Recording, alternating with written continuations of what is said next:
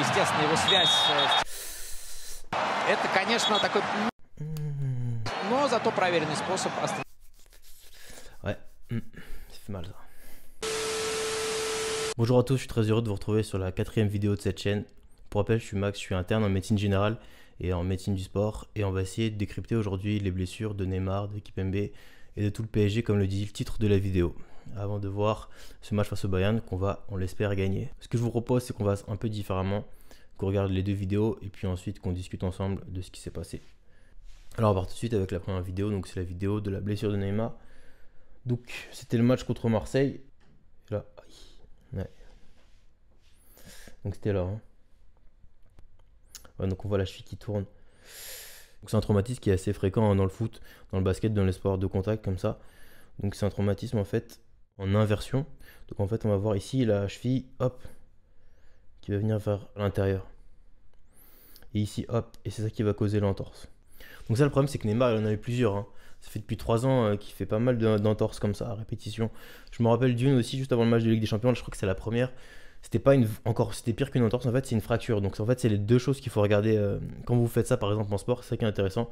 Donc quand on voit qu'on a une entorse, la première chose à voir c'est est-ce qu'il y a d'autres signes qui sont associés. Donc si on entend un crack, si on voit qu'il y a un énorme hématome, si on a mal en regard de la malléole, donc interne ou externe, si on a mal en haut du genou ou qu'on a mal sur les 2 métatarsiens, ça c'est des signes de gravité. Les autres signes de gravité aussi, c'est s'il n'arrive pas à se relever là. Là par exemple il ne se relève pas, donc on voit pas à la fin de la vidéo. Hein. Mais il est sur civière, donc ça aussi c'est pas bon signe. Hein. On se rappelle que à la Coupe du Monde, il était ressorti, il pouvait marcher là, il est plus capable de marcher. Et ouais, ce que je disais, c'est qu'en 2019, en fait, le problème c'est que ça se complique d'une fracture. Je crois que c'est une fracture du 5e méta, et ça c'est opérable. Enfin, il faut même l'opérer en fait, parce que après sinon on a des plus grandes complications. Alors on passe ensuite à la deuxième vidéo, celle de Kimpembe. Bon, vous en doutez, hein, lui c'est mort, parce que lui apparemment il est out pour toute la saison, mais on va essayer de voir un peu sur la vidéo ce qui s'est passé. Là on voit il est en phase défensive, donc il y a 1, 2, 3, 4, 5, 6, 7, 8 joueurs et 3 défenseurs.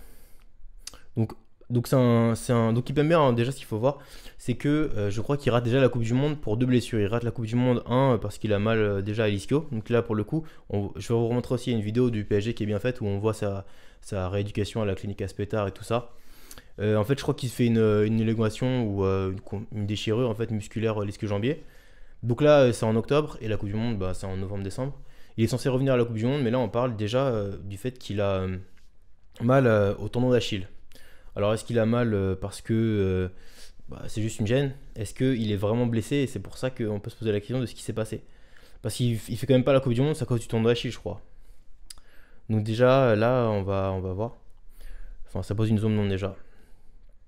Donc on lance la vidéo. Donc là ouais il est en démarrage. Hein. Il démarre, paf, et là, tac, on va. Je pense que déjà bon ça vous le savez, un joueur qui se blesse tout seul comme ça, c'est jamais bon signe. Hein. Souvent c'est un truc ligamentaire ou un truc qui saute. Hein. C'est rarement quelque chose. Et ouais, on voit qu'il voit tout de suite que ça saute. Alors moi ce que je pense, bon c'est pas forcément sûr, il faut avoir tout le dossier hein, évidemment. J'ai bien peur que en octobre il ait déjà une préfissuration en tout cas au niveau du tendon d'Achille, qu'ils aient vu en tout cas à l'écho et cliniquement qu'il y avait une zone de faiblesse. Donc le problème de ces tendons d'Achille qui sont assez faibles, c'est que c'est compliqué en fait, c'est triste, mais on attend en fait qu'ils se rompent avant de l'opérer quoi. Parce que à partir du moment où c'est préfissuré, il y a toujours une chance que ça saute pas. Alors ce qui se passe souvent c'est que c'est au démarrage, donc là on voit bien, hein, c'est au démarrage en fait où le pied va être en extension et on va appuyer très fort sur la pointe de pied. Et à ce moment-là, on va avoir une contraction brutale du muscle des solaires et tout ça. Et donc, il va y avoir une tension qui est extrêmement importante sur le tendon. Et c'est ça, en fait, qui peut faire péter. Ça rappelle un peu à la blessure de Kobe Bryant, je ne sais pas si vous vous rappelez. C'est un peu pareil, il fait un démarrage et tac, il sent tout de suite que ça saute. Et je crois que lui aussi, il avait une faiblesse un peu au tendon d'Achille.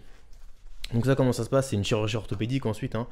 Donc tout ce qui est plus classique, ils vont venir réinsérer en fait le tendon donc, qui est coupé entre le calcanéus et puis le muscle. Et dans ces cas-là, ils viennent juste raccorder. Bon, ça c'est quelque chose de la chirurgie orthopédique assez spécialisée. Par contre, ça prend vraiment beaucoup de temps, hein. Le problème des tendons et les tendons d'Achille, c'est que ça très important déjà pour marcher. Et ça met un peu de temps avant de se consolider. Donc il faut compter, je pense, avant l'année prochaine, c'est mort pour Kipembe. Le problème aussi, c'est la reprise de ces tendons d'Achille. On n'est pas sûr que ça revienne aussi bien que les d'autres protocoles, comme les croisés maintenant. On sait qu'on peut revenir à un niveau qui est bon.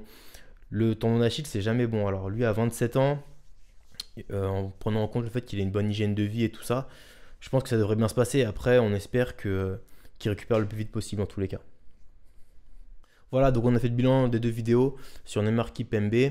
Je crois qu'il y a Hakimi qui est blessé aussi, je crois que c'est aux ischio-jambiers. Par contre, j'ai pas retrouvé de vidéo. Donc on va voir un peu pour lui ce qui peut se passer. En espérant que tout le monde soit là pour le Bayern. Dites-moi si vous voulez que je fasse d'autres décryptages de blessures, que ce soit du foot, du basket, du football américain, du rugby, que sais-je. Donc voilà, n'hésitez pas à me dire si vous avez bien aimé la vidéo, si vous voulez que j'en fasse d'autres. Ça m'aide beaucoup, essayer de m'améliorer. Voilà, bonne journée à tous.